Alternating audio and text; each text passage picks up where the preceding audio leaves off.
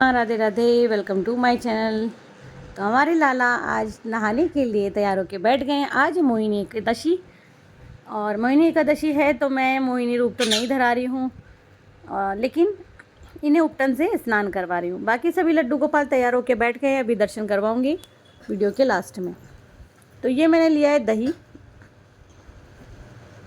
और थोड़ा सा दही लिया है, थोड़ा सा बेसन लिया है। ये देखिए, वैसे तो हमारे लाला बिल्कुल भी काले नहीं हैं, मैले नहीं हैं, लेकिन फिर भी जो रूप है ना वो और ज़्यादा निखर करके आ जाता है। फिर मैंने ले लिया है थोड़ा सा इसमें चंदन। ये देखिए, बिल्कुल थोड़ा सा लिया है। इसके बाद में बारी आती है जो शहद। ये शहद देखिए थोड़ा सा जमा हुआ है, थोड़ा सा जमा हुआ है। इसे भी मैं निकाल लेती हूँ। पहले मैं फिंगर से इसको हिला देती हूँ, फिर अपने आप ही गिरने लगेगा। तो लाला तो बड़े खुश हो रहे हैं कि आज उपटन से स्नान करेंगे। तो इस तरह से मैं निकाल लेती हूँ थोड़ा सा शहद। बाकी तो मैंने आपको बहुत सारी वीडियो में हमारे लाला के लिए बताया हुआ है कि जो लोग पीताम्बरी से अपने ठाकुर जी को, भगवान जी को स्नान करवाते हैं, तो उनके लिए वीडियो है। ज़रूरत ही नहीं है आपको कोई और चीज़ यूज़ करने की। सादा दही से भी स्नान करा देंगे तो भी हमारे जो लाला हैं वो, उनकी जो काया है ना, एकदम चमक उठेगी।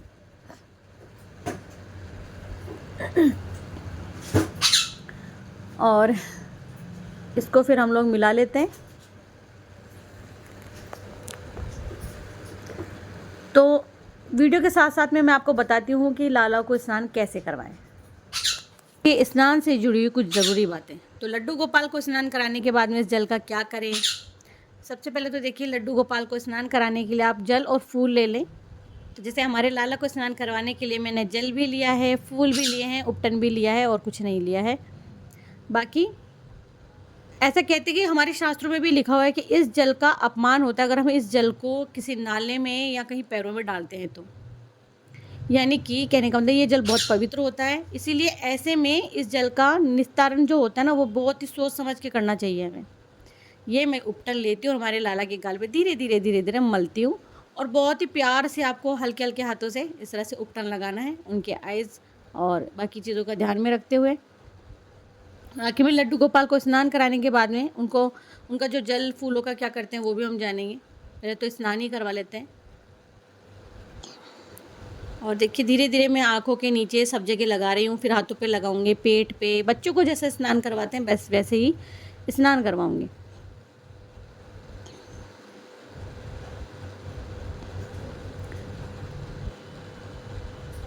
ये देखिए, तो हमारे लाला नहाई नहीं कर रहे हैं, नहाई नहीं कर रहे हैं ना लाला। और आज तो भैया तैयार होकर के बंधन के बैठ जाएंगे।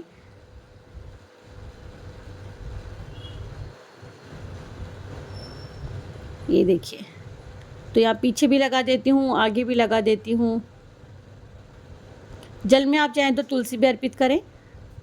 आज तुलसी कम है, एकादशी अलग है, तो तुलसी अभी नहीं लिए, जल में डाली हुई है। अब मैं पैरों पर भी लगाऊंगी। तो जैसे लड्डू गोपाल को स्नान करवाते हैं ना, स्नान जैसे मैंने करवा लिया, अभी मैं उपटन लगा रही हूँ। उपटन लगाने के बाद में फिर क्या करूँगी कि हमारे लाला को अच्छे से स्नान करवा कर फिर वापस फिर थाली को धो के उसमें बिठाऊंगी, फिर स्नान करवाऊंगी। ये जो जल है फूल वाला, ये सब अभी जो फूल लिया है इसी से इनको मल के धीरे धीरे और फिर स्नान करवा दूँगी। और ये जो सारा जितना भी जल है ना, ये पौधे में अर्पित कर दूँगी। आप चाहो तो तुलसी में भी डाल सकते हो, आप चाहो तो किसी और पौधे में भी डाल सकते हो। बस ये है कि पैरों में नहीं जाना चाहिए। अब एकादशी के दिन ये तुलसी में नहीं जा सकता, इसीलिए हम किसी और पौधे में डालेंगे, लेकिन पैरों में नहीं डालेंगे। थोड़ा सा जल खुद भी ग्रहण करें, व्रत नहीं है तो बिल्कुल ग्रहण करें, व्रत है तो शाम को ग्रहण कर सकते हैं।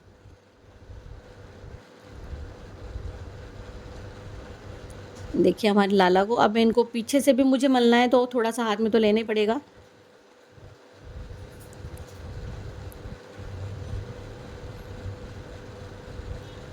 ऐसे अब हमारे लाला जो है उनको मैंने ये मतलब पीठ में लगा दिया, हाथों में लगा दिया, सब जगह लगा दिया है मैंने। अब क्या करूँगी कि शायद नीचे रह गया है थोड़ा सा, तो इन्हें गोद में लेके लगाऊंगी। अब हल्के हल्के हाथों से गालों पे सब जगह कर लेती हूँ। और फूल अगर आपने ज़्यादा लिए ना तो मिट्टी का गड्ढा कर लें और एक गड्ढा खोद के उसमें फूल डाल दें, वो खाद का काम भी करेंगे। आसपास में कहीं कुआं वगैरह है तो वहाँ बिल्कुल मत डालना, मैं तो यही कहूँगी, क्योंकि फिर वो सड़ जाते हैं कुएं वगैरह में डालने से, और वही पानी पीने के काम में आता है। सूखा हुआ कुआं है तो डाल दें, क्योंकि विसर्जन कहलाएगा। ये सबसे अच्छा है कि मिट्टी का गड्ढा करें और उसमें सारे फूल डाल दें। और आप ज़रूर से पढ़ना इसको कि लड्डू गोपाल के जो स्नान करवाए हो जल हो ना, उसका कभी भी अपमान नहीं करना चाहिए। अगर आप पद्म पुराण पढ़ेंगे, नारद पुराण पढ़ेंगे, तो आपको उसमें भी मिल जाएगा, क्योंकि जो भगवान विष्णु का या जो लड्डू गोपाल या उनके अवतारों का जो जल होता है ना स्नान करवाए, वो बहुत पुण्यदायी होता है। ऐसा जल रोग दूर करता है, दोष दूर करता है, पाप दूर करता है। तो नाली में, गंदी जगह पर, पैरों में नहीं बहाना चाहिए, क्योंकि ये जो जल होता है ये भगवान का स्पर्श करके आया है, तो ये तो अमृत के जैसे हो गया है ना, गंगा जल से भी पवित्र हो गया। तो इसीलिए बोला गया है कि हमारे शास्त्रों में कि लड्डू गोपाल का जो जल है ना, वो जल नहीं होता, दिव्य प्रसाद होता है, तो इसे ग्रहण भी करना चाहिए। अब आप हमारे लाला को देख सकते हो कि इनकी मतलब बता नहीं सकती मैं कितने चमक रहे हैं। हालांकि पहले भी चमक ही रहे थे, बट और भी ज़्यादा चमकने लगे हैं अब।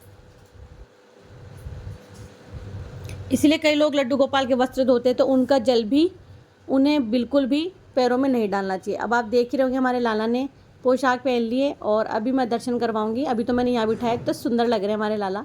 कान में भी नहीं पहनते, जो कि बिल्कुल नहीं पहनते, मैं पहनाती हूँ तो भी उतार देते हैं। अभी पुष्प दिए है मैंने हाथ में, और अब मैं इन्हें वहाँ बिठाऊंगी जहाँ सारे लड्डू गोपाल बैठे हैं। और लड्डू गोपाल जी कैसे लग रहे हैं हमारे, विदाउट श्रृंगार। देखिए, तुलसी की माला है और चैन है, फिर भी अच्छे लग रहे हैं। तो आप में से कौन कौन बताएगा कि हमारे लाला कैसे लग रहे हैं। तो जब कभी लगे आपके लड्डू गोपाल जी आप सांवले लगने लगे हैं, आपको लग रहा है थोड़ा सा मैल जमा हो गया है, या आपको और ज़्यादा उनमें चमक लेकर के आनी है, तो इसी तरह से आप उपटन से उन्हें स्नान करवा सकते हैं। अब हमारे लाला ने स्नान कर लिया, बाकी सब लाला ने भी स्नान कर लिया, बैठ गए एक जगह पर। तो इनको इनकी कैप पहनाते हैं और फिर इनको लेके चलते हैं हम वहाँ जहाँ इनके सारे सारे सारे दोस्त बैठे हैं। तो चलो चलते हैं। जब अपने सखा से मिलेंगे ना तो बहुत खुश हो जाएंगे। यहाँ देखिए आकर के बैठ गए हैं हमारे लड्डू गोपाल जी, हमारी बाल राधा रानी और कनक बाबू, मतलब सभी लोग बैठे हैं।